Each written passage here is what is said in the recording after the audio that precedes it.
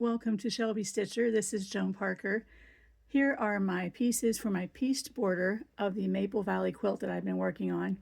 And I packed up 2 other scrap projects I was working on because I kept devoting small amounts of time to them and I wasn't making progress on this quilt. Obviously, I want to finish it and get it quilted up so we can use it this fall season. So I'm so amazed at how far I've come just by completely focusing on this, because I sort of have squirrel brain with my projects, and that's why my bullet journal helps keep me on the straight and narrow.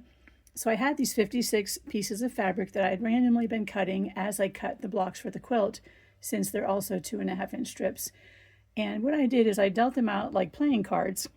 If I noticed that I had several of one fabric, like for example, this one is probably my favorite fabric in the whole quilt, and I didn't use that one until I was on my last 5 leaf blocks.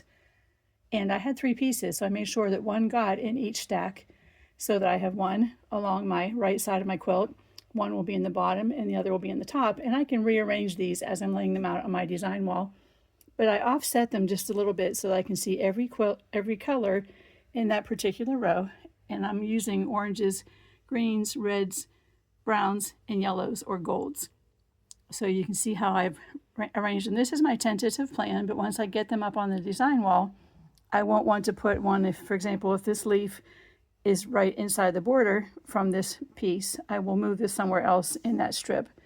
And I'm going to lay these out on my design wall, and I will show them to you when they're on the design wall, and then I'll show you what they look like after they've been sewn end to end and are attached to my quilt.